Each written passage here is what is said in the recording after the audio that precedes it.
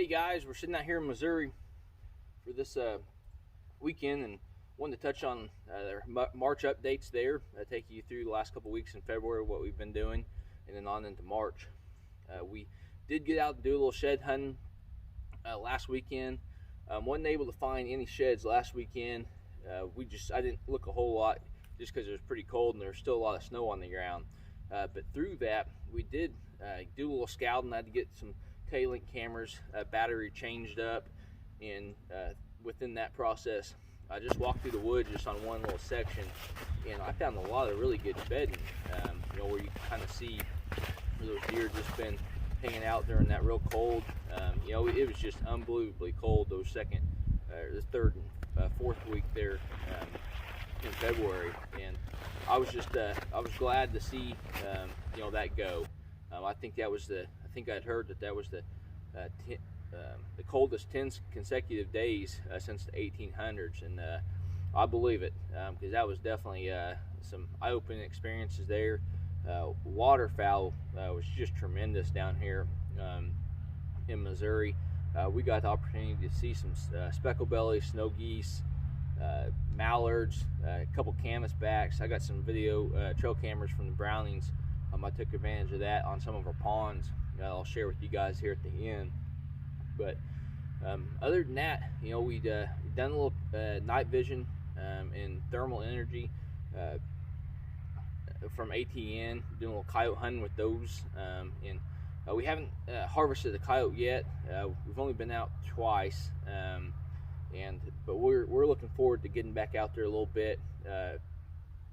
So it's kind of been a learning experience for myself. We've been jumping up in a couple of the red neck blinds, throwing the Fox Pro on, and just sitting out there for a couple hours, just kind of see, what our thoughts are. We picked up a lot of, deer activity, raccoons, possums. I think there'd been a couple skunks, and I did have the opportunity I think the first sit for some coyotes, but something, I don't know if they caught my wind or what, but they disappeared pretty quick.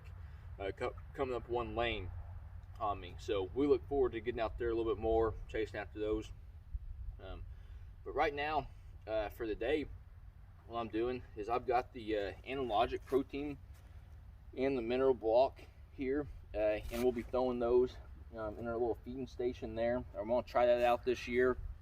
In the past, I've had protein feeders in this particular one, and it's kind of hard to get back in here without pushing a whole lot of deer. So I thought, well, I'm just going to see how this works. So we got several other protein feeders that I think we'll have success in, that we've had in the past.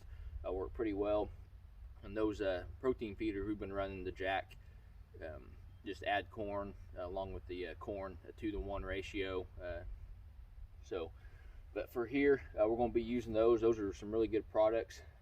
And then this morning, we've actually found these two sheds. And then this is a guy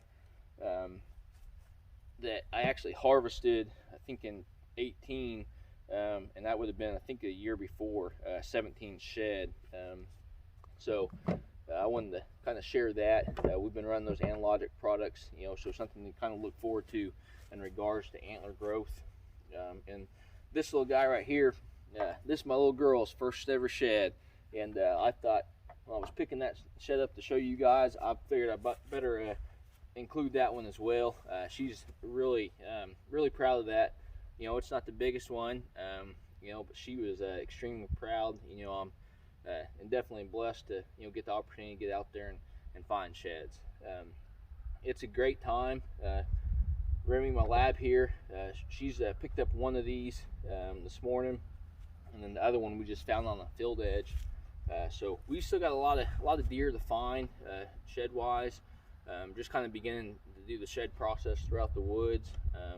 Right now in the mornings, we get the opportunity, I'll get out there and roll with the Vortex binoculars, just kind of glassing the fields, seeing if I'm seeing any kind of sheds or seeing any bucks that still have their antlers on them. The last couple of mornings, I have seen a couple of smaller, probably two and a half year old deer that are they're still holding one side, but other than that, I think the large majority of them, based off my K-Link cameras, they're already shed.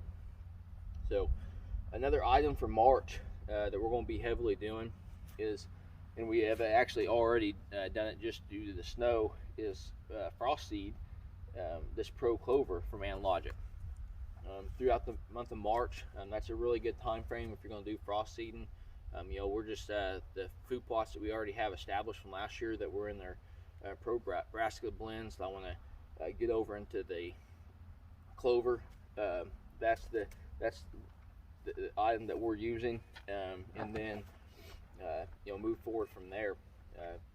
And one strategy, you know, that I do use, I'll kind of alternate some of these. So maybe a couple years I'll be running Pro Brassica blend, and then for maybe the next couple years I'll come back in through there on maybe the outskirts or even in the center of that food plot and actually put my clover in there, and it's kind of a 2-for-1, give those deer plenty of mixture when it comes to forage.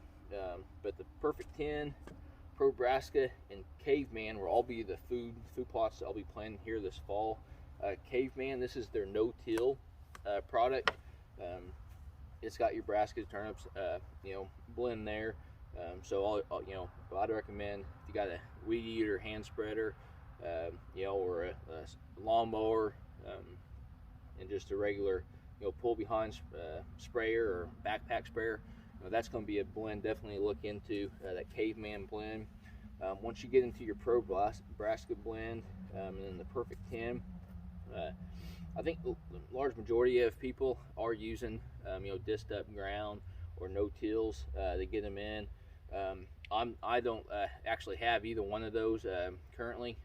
You know, in the last 15 years me planting food plots, all I've done is just use that Swisher rough cut, you know, knock that big time vegetation down, and then I'll come back in there with the workhorse sprayer with the the boomless, and then I'll go at least once spraying wise all the way around there, get that stuff killed out as much as I can, and I'll come back in there and finish it up. And you know, that first rain there in August, I'll have this food plot out there just, you know, spreading. So one item we are using, picked up this year, is the Swisher. It's a broadcaster. It's a big machine, but I think it's going to work out really well. You know, instead of hand cranking those items, you know, we'll throw quite a bit of seed in here, and there's a setting there where you can determine, you know, how much you want to spread at one time. So, you know, for right now, it's a great time to get that family out.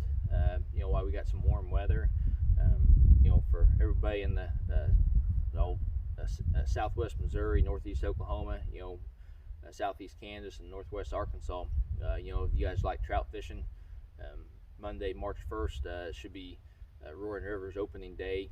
So I think that'll be a pretty good time. A bunch of people usually come down there and enjoy that. A pretty good atmosphere if you've never had the opportunity to go down in there for that. So, you know, for the month of March, we'll be finishing up with our Pro Clover, doing a little more coyote hunting, getting the sheds, and then kind of just sit back and watching and seeing how everything goes.